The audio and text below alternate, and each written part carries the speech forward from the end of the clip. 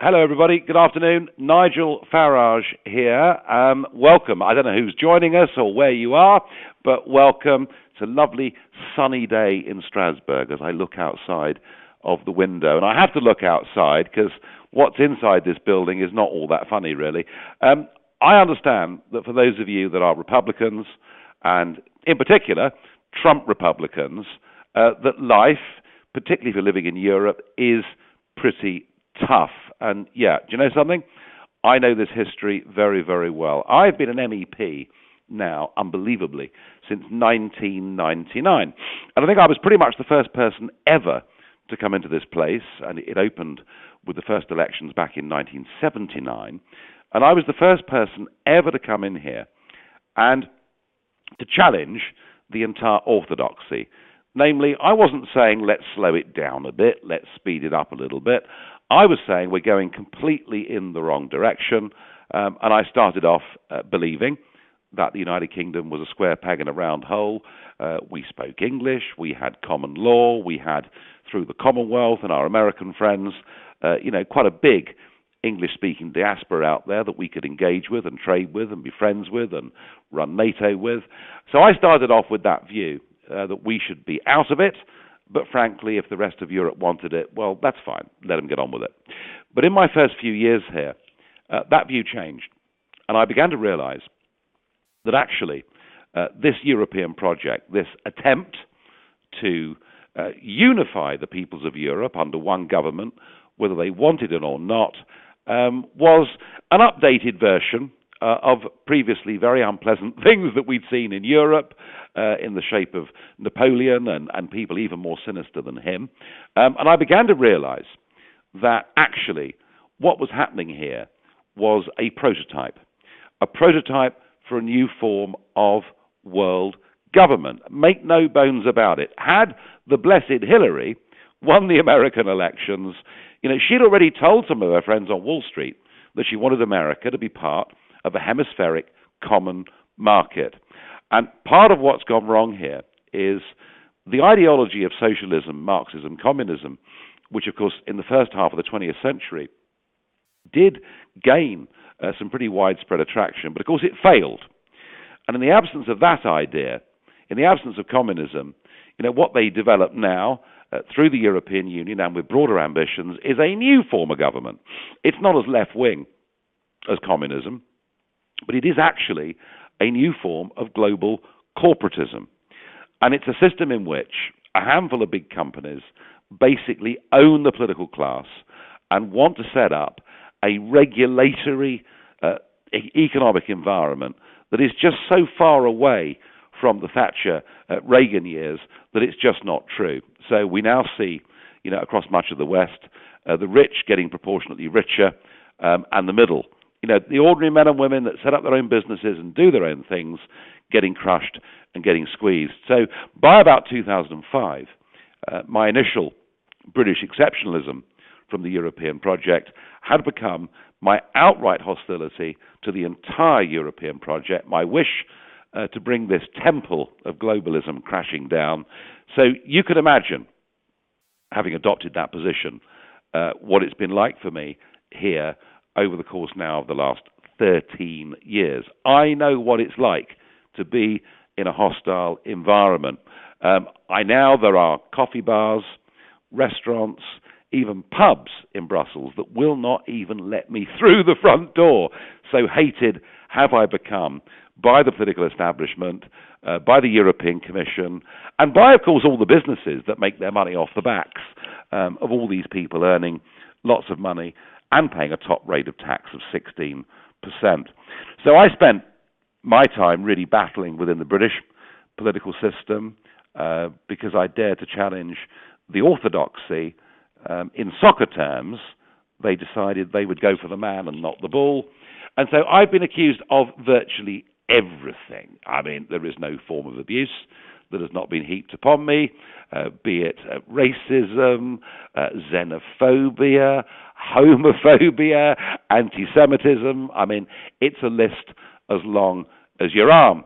And, of course, some people, generally those who would never necessarily be disposed to support you in the first place choose to believe that narrative. And that can make life very difficult. That can make life very unpleasant. And I've had to live with, a very high degree of security since 2013. But you know something, one word of truth, and a lot of people started to flock to it. So we actually, began to change politics in the United Kingdom in quite a dramatic way with this message that we wanted the United Kingdom to be an independent, self-governing, democratic nation that made its own laws, controlled its own borders, and did what normal countries do. And when you think about it, there was nothing really very radical, nothing really very revolutionary about it. And yet, when you're up against the status quo, as the great Milton Friedman said, there is nothing like the tyranny of the status quo. When you're up against that, they make life very, very hard. But we did it. In 2014, we actually won the European elections, becoming UKIP the first party since 1906 that was not the Labour or Conservative Party to win a national election. And in due course, we got our referendum, and by 52 to 48, we won it. We're seeing repeated attempts by the globalists, all backed, of course, by George Soros's money, to try and have a second referendum. But I now think, actually, that moment has passed. I now think, it's quite funny, really, when I do an event or a meeting, I now get protesters outside, funded by George Soros. So we used to protest against the establishment, and the establishment now protests against us, which is, I think, to some degree, shows you just how much we've won. Now, having secured this amazing victory on June 23rd, I then decided that having spent nearly 25 years finally establishing a reasonable reputation in British politics, that I would play double or quits with it by backing Donald J. Trump.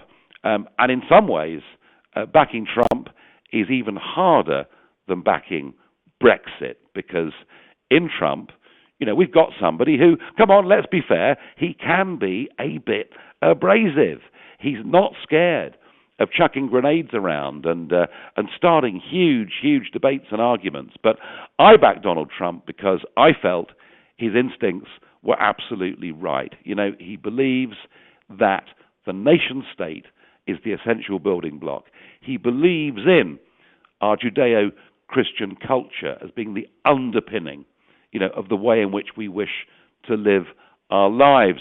He absolutely accepts the way in which the democratic process works, and he has an instinct for the entrepreneur, for the wealth creator, and he can see very, very clearly, the extent to which big business has really taken over the whole agenda.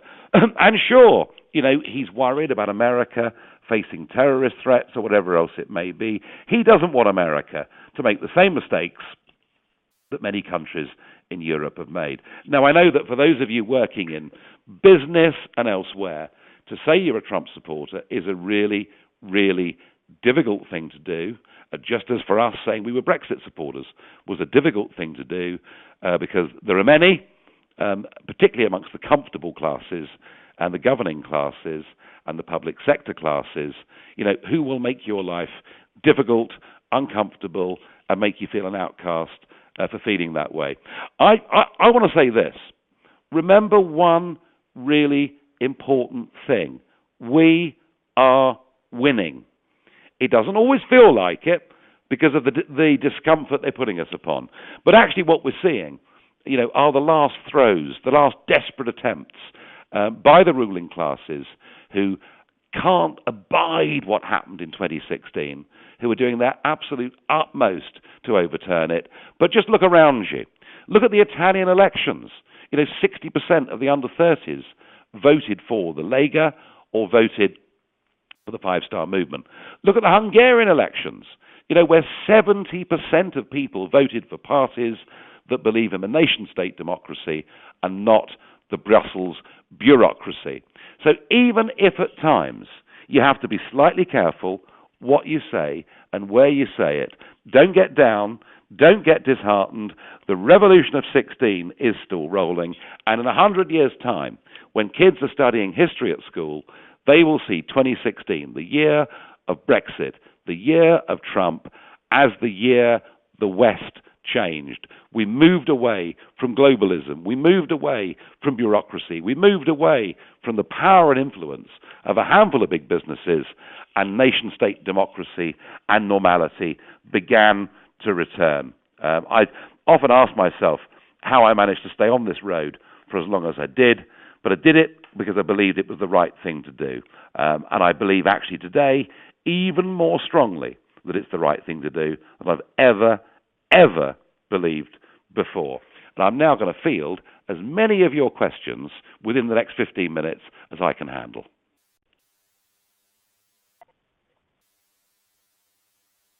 So can everybody please introduce themselves that would like to ask a question, please, and keep the question short, please. Nigel, hello, good afternoon. What? Hello? Hello. Yes, my name is Tina, and my question is, the word populism comes from the Latin for populus, meaning the people. So why is this word always given a negative connotation, and whose interest does this serve? They said that the Brexit and the election of Donald Trump was due to right-wing populism, and it's always, pejorative. So why is that the case? Well, Tina, you're quite right. I mean, the word populism is used as a pejorative term. Populism is bad. Populism is nasty. And they try and infer always, of course, that populism is a right-wing thing. Of course, that's not true. Just look at the election in Greece of Tsipras and Syriza. I mean, that was, I suppose you would say, a left-wing form of populism. I choose to say, you can call us populist if you want, but I'd rather say that we were popular.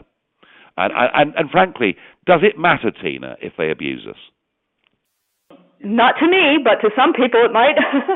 Well, yeah, but you're always going to get called something in politics. You're always going to get called something in life. And let them call us populist. It frankly doesn't matter a damn. The fact is, actually, they're the ones that are increasing, supporting a form of increasing authoritarianism. I mean, look at what's happening in Catalonia. Just look at the fact that you've got politicians and now the police chief, some of them facing up to 30 years in jail for daring to tell Madrid and Brussels they want to govern themselves. They're the authoritarians. They're the anti-democrats. Let them use whatever form of abuse they want at us. I don't care. We are patriotic people that believe in the nation state, believe in democracy, believe in our Judeo-Christian culture, and let's be proud of who we are and what we are. I totally agree. Next question. Yes, hello. My name is Achim Winter. I'm working for German television, actually. A little bit undercover, though. I see a sort of, in Germany here, a sort of religious belief in Europe. Yeah? So you can bring as many arguments as you want. Just like in England, there's a very strong part of the population that believes in a religious manner in the idea of Europe, no matter what the facts say. How do you judge this situation? Is there a chance of ever coming over this? Well, I think that history bears very heavily on France and Germany, far more actually than the rest of us. I mean, look, 1870, 1914, 1940. Three times within the space of 70 years, Germany and France are at war. And the European Union, was seen as a way in the early 50s of bringing those two countries together to sit round the table, to break bread, to talk, to trade. I mean, who in their right minds would have been against that happening all the way back then? But, Tony Blair once said that the European Union was a project of peace and it's now a project of power. And he was absolutely right.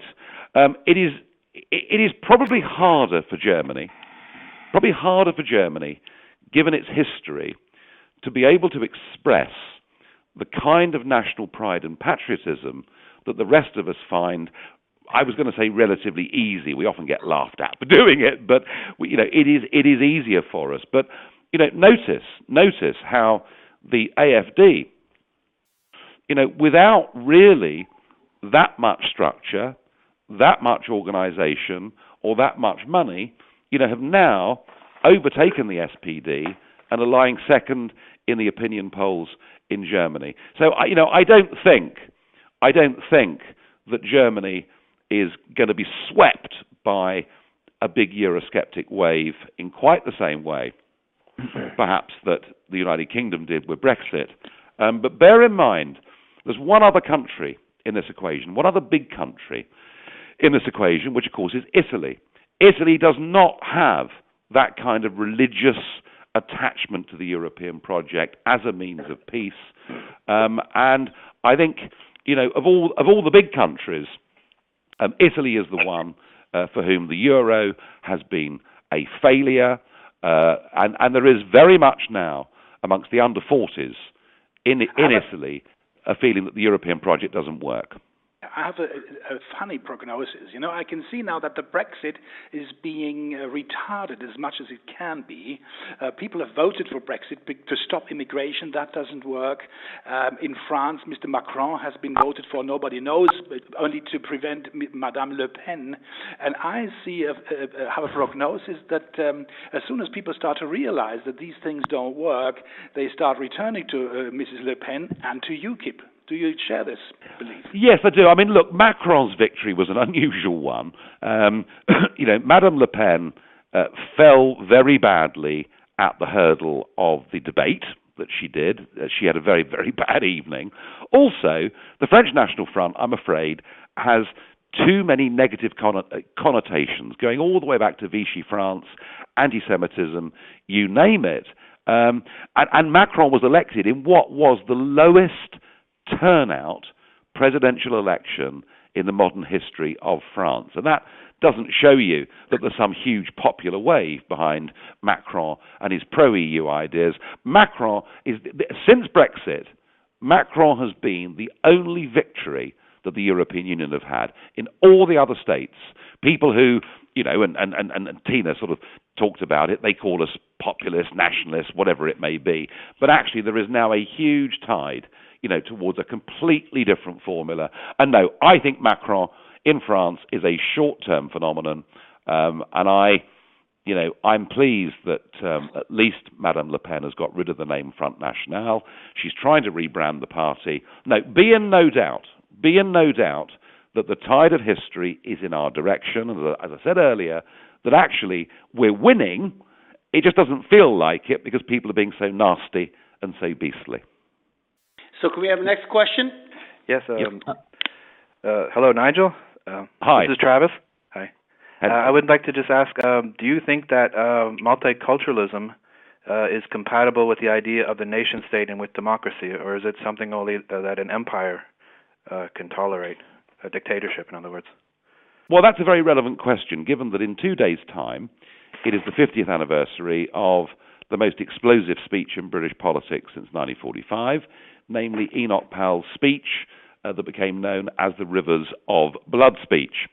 I think that multiracialism can be entirely consistent with nation-state democracy, with a feeling of belonging, with a shared culture, and I think there are some quite large segments of my country that actually prove that very much to be the case. I think multiculturalism is perhaps a slightly different question. We have had in the United Kingdom, it started through the left and then through a tide of political correctness, it swept conservatism as well. We've had the idea of state-sponsored multicultural separation. And I think if you have different communities, different racial and religious backgrounds who are encouraged to be as separate as possible, I think that then you struggle to build a genuine nation-state democracy.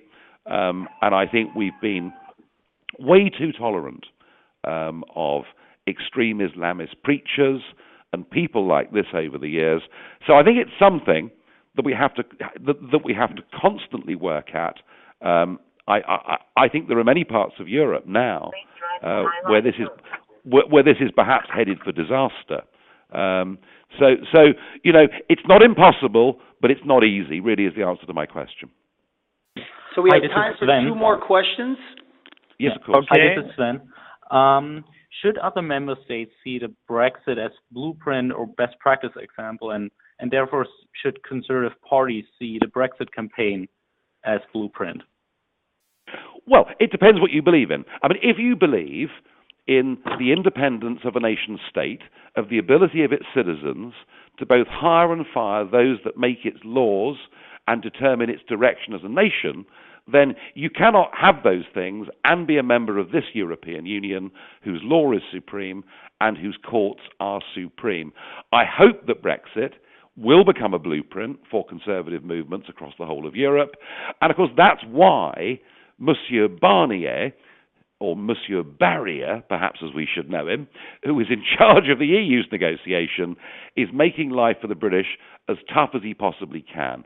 He doesn't want us to be seen to have left this thing scot-free. He wants to try as much as possible to punish us, and I'm afraid our Prime Minister is really pretty weak on this. She doesn't really believe in Brexit. She's really just sort of carrying out the will of the people.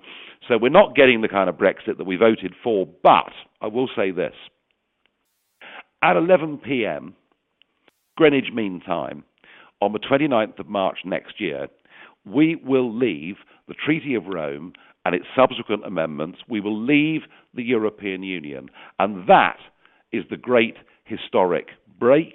We will become the next morning a sovereign nation once again, and hopefully be able, within a relatively short space of time, to unpick some of the mess that we've been left in by May's negotiations.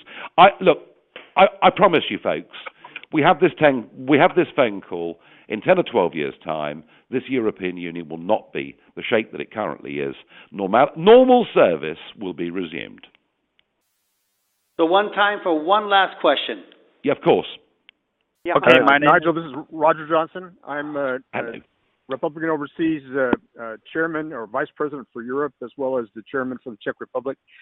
The Visegrad countries are under a great deal of pressure in the recent year for various aspects of not adhering to every jot and tittle that comes from Brussels, especially in the area of immigration. Especially Poland and Hungary are under a great deal of pressure right now, but it's equally so for the Czech Republic and Slovakia. And now additional Eastern European countries are also very concerned about their lack of a voice in the European Union. The question is, go forward on this. Do they take the Brexit out, or a Brexit exit? No.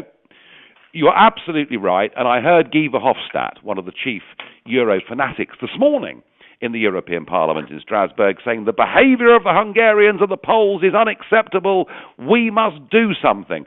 All I would say to you, Roger, is this. These countries, within living memory, lived under Soviet communism, right? They got their freedom when the wall came down. They're not in the mood, in my opinion, to be treated in the same way again. And I'll tell you a funny thing.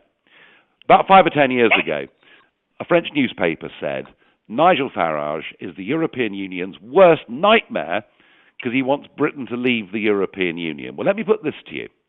Viktor Orban is an even bigger nightmare for the European Union because he doesn't want to leave the European Union. He wants to stay part of it and willfully disobey the rules that come from Mrs. Merkel or from Mr. Juncker or for any of them.